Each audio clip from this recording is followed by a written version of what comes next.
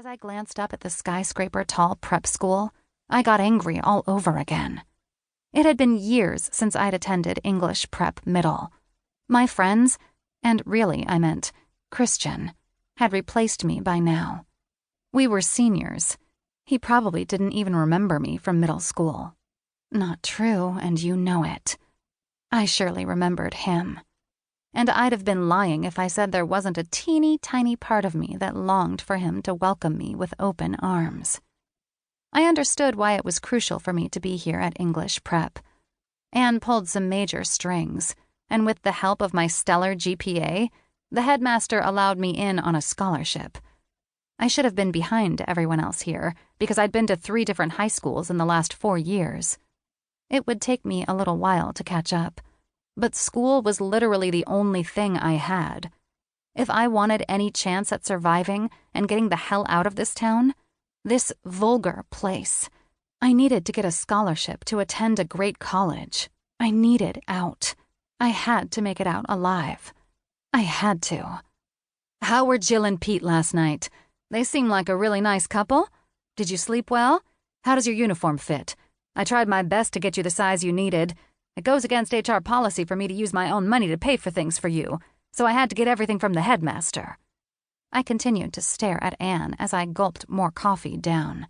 She was talking a mile a minute, eyes darting all around. So, how was it? Do you like Jill and Pete? Did I like Jill and Pete? Anne had no idea how badly I wanted to say yes. She didn't even have an inkling as to how much I wished they were a nice couple like they seemed on the outside.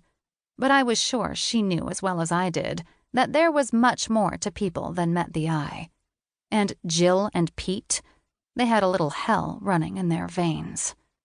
They were fine. I lied. There was no point in telling her they were spiteful, ugly people. I'd been with them for 12 hours, and I had already learned so much about them. Jill catered to Pete. He whistled when his plate was empty or when he needed a beer, and she would come scurrying over the yellowing shag carpet to do whatever he wanted. I went ahead and excused myself last night when he asked her for a blowy, as if their new foster daughter wasn't sitting 3 feet away. I couldn't complain too much, though. It beat the last foster home. And juvie.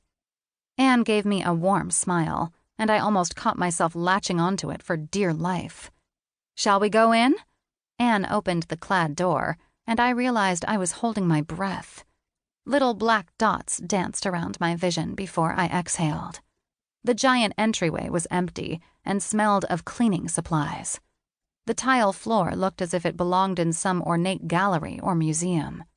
The ceilings were at least 20 feet high with large windows cut out, letting in the natural light. Pristine was the word that came to mind as I gazed into the large opening in front of me.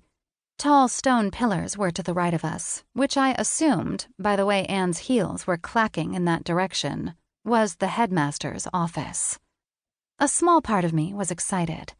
What a breath of fresh air it would be to go to a school that prepared you for college, offering classes like British literature and astronomy, instead of the mundane classes consisting of how to use the proper grammatical form of the words to, and to. It'd be a change of pace to be around students who weren't trying to get you to join their gang or selling drugs behind the graffiti-covered bathroom stalls during lunch. Not only did I have to watch my back at whatever home I was currently in, but I also had to watch myself at school, too. Once you were labeled the foster kid, a certain group emerged, and they tried their hardest to drag you under right with them. They thought you were just as broken as they were. And maybe I was. But that only made me run faster. Keep your head down, Haley. Keep to yourself, Haley. Don't make a fuss. Don't make eye contact. Keep your mouth shut. The times I had mentally told myself those lines were far too many. Anne cleared her throat as I tried to pull my skirt down. It was loose around my waist, so thankfully it came down another ½ inch. "Hello, I'm Anne Scova. I have a meeting with Headmaster Walton." A small, dainty, older woman peeked up from her rich, oak desk and pulled her glasses down to the tip of her tiny nose. "Yes, one moment, please." Anne looked over at me.